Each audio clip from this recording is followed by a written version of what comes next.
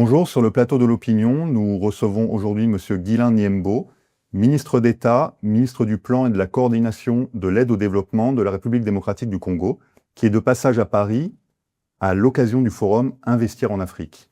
Bonjour Monsieur le ministre. Bonjour Monsieur le journaliste. Nous allons aborder quelques grands enjeux qui ont trait à la République démocratique du Congo. Ma première question, c'est que la République démocratique du Congo affiche une croissance soutenue ces dernières années, autour de 6%, mais la Banque mondiale a relevé le fait que cette croissance n'est pas assez efficace pour faire face aux enjeux de développement et de lutte contre la pauvreté. Selon vous, comment y remédier ? La question de la croissance pour la République démocratique du Congo, déjà c'est une bonne nouvelle qu'on voit que la croissance de notre pays continue à garder, son niveau, pour ne pas dire que nous espérons pour les prochaines années que ça puisse encore aller progresser, parce qu'en réalité nous attendons une croissance par rapport à notre plan national stratégique de développement de 10% pour nous permettre d'atteindre nos objectifs.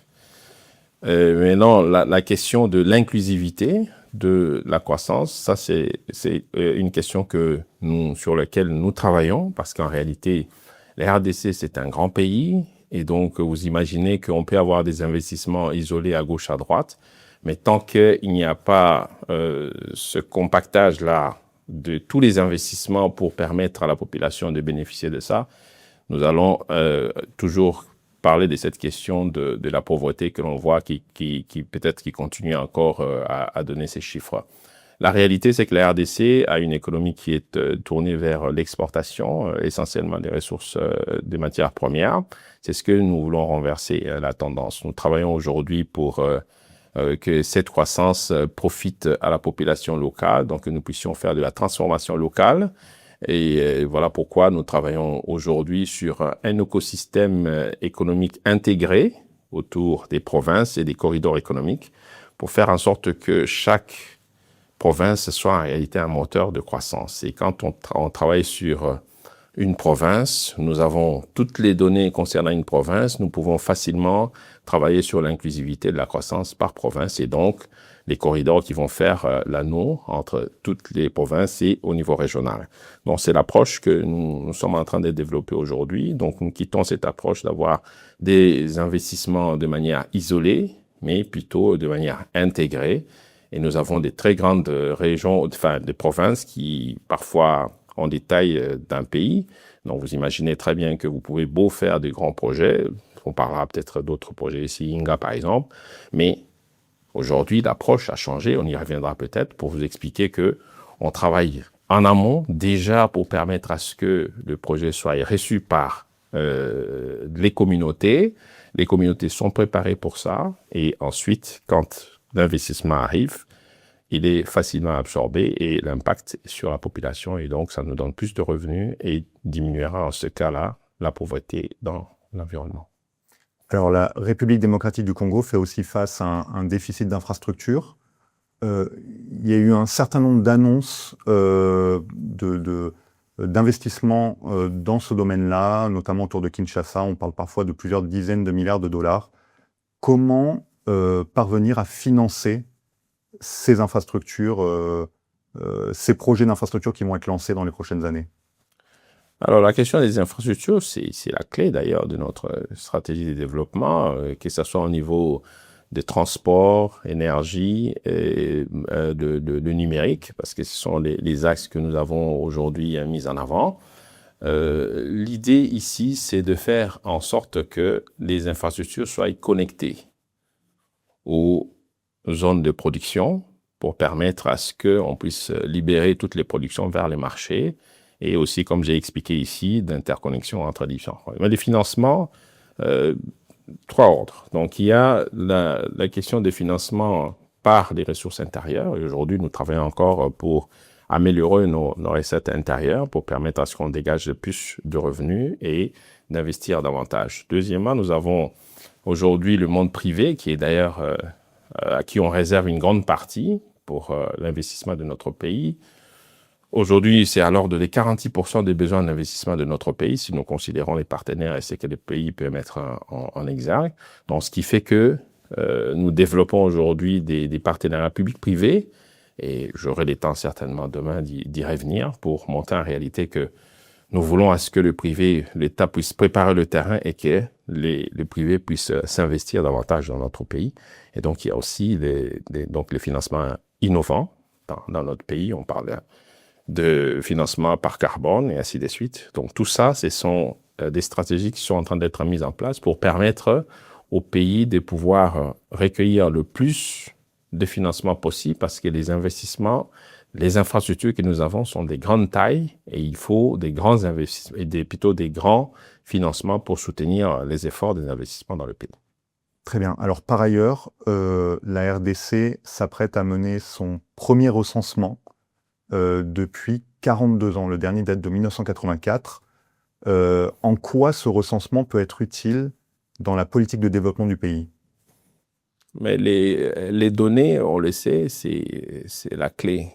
C'est la clé du développement d'un pays, avoir de la précision sur ce que nous voulons faire. La planification, évidemment qu'on utilise aujourd'hui les données que nous avons disponibles, mais la précision, c'est quelque chose de très important. Et aujourd'hui, le recensement vient justement combler ces grands trous que le président de la République, Félix-Antoine Tshisekedi Tshilombo, depuis son arrivée en 2019, voulait déjà se lancer dans ça, mais malheureusement, les contextes n'ont pas permis. Mais aujourd'hui, nous repartons parce que nous savons très bien que nous avons besoin, quand on parle des infrastructures, le nombre, la précision de la taille, mais il faut qu'on sache dans chaque territoire, dans chaque village, à tous les niveaux, quel nombre de populations que nous avons, quel type de population, quels sont les besoins exacts que nous avons.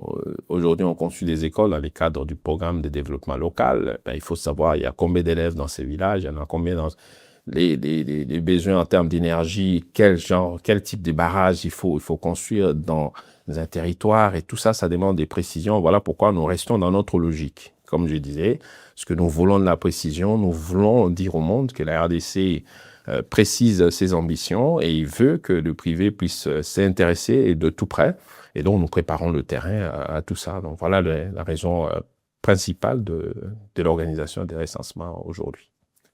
Alors, la RDC, évidemment, dispose de ressources très importantes dont l'exploitation est compliquée par les conflits, par des inégalités entre les régions.